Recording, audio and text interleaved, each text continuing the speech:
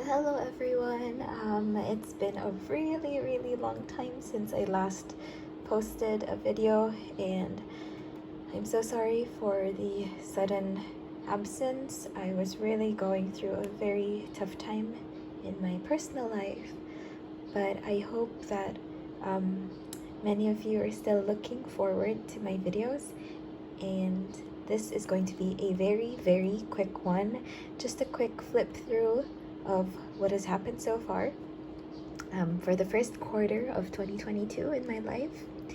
So as you can see here, I actually placed a sticky note on the inside of the plastic cover of my Hobonichi Weeks, and this is a verse that I've been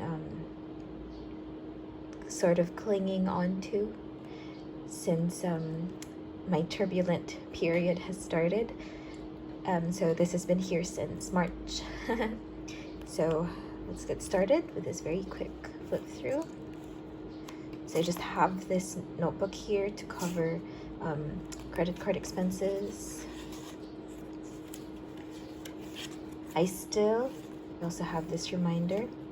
I still make use of this to track my attendance at work, although I'm not able to really put in the time for everything. I think this was around the peak of my very turbulent time, and it still extends to here because I just keep forgetting to fill this out, and that's fine, that's normal.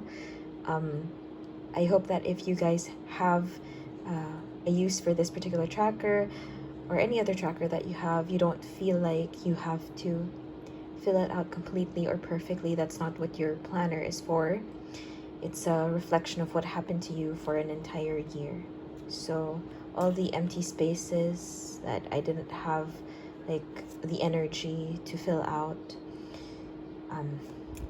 that speaks volumes about what's been happening to my life, and that's okay. So moving forward, I've been using the monthly pages to list things that I've been grateful for. So a lot of empty patches for March because, again, I experienced a very turbulent time here. My longtime love broke up with me, essentially. So that's something that, again, reflected on the days that I just couldn't explain the sadness. Up until April as well, there are still some very empty days, and I plan to use the rest of the monthly period for the same purpose. I'm just going to list down things that I'm grateful for, highlights of the day, if I am able to, but if I'm not, then that's fine. You have to remind yourself every day that it's okay. I've also listed restaurants that I've eaten at for this year. There are quite a few because, again, I haven't really been able to make plans ever since what happened. Films that I tried to watch, though the last one I did was in March 5, and I haven't watched any other films since. And new series, just 2 in January and Feb, and I haven't really watched anything else. I used this as a quick ink swatch for my fountain pen inks, though I haven't completed it yet. I still have new ones that I think I have four more that I have to, or 5 rather, sorry. 5 that I have to record. And stickers that I got from Kina Prints. And this is the start of my weekly layout flip through. So I've been trying to keep it minimal at the start, faithfully using Kina Print stickers and some MU print-ons for decorations. So in January, I made use of the left side to monitor my work, personal stuff, meals, self-care trackers, household chores, and critical tasks for work, and a brief summary of how the week went. So I stayed faithfully with this layout until February.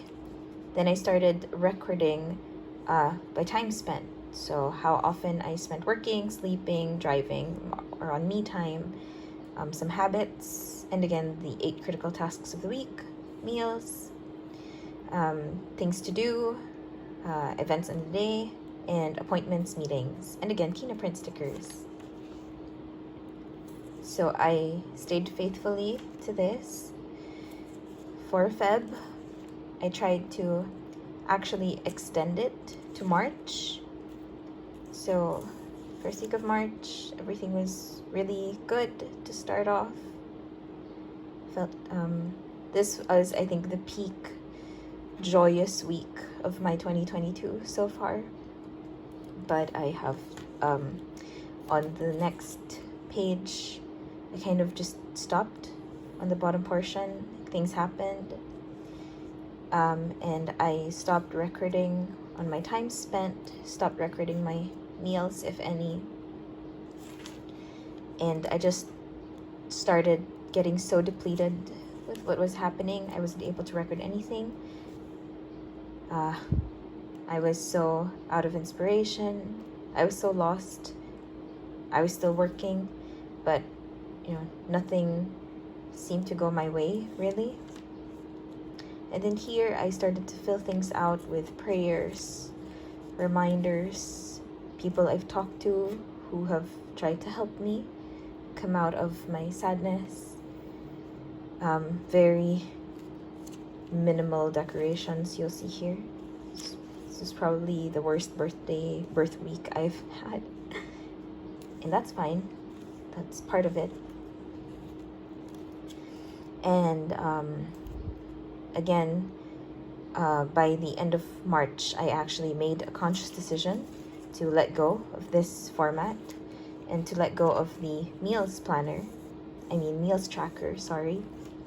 Instead, I wanted to focus on listing down Bible passages, daily devotionals that I would read, and then my thoughts on the word as I read them, how they spoke to me, how I interpreted the word from God.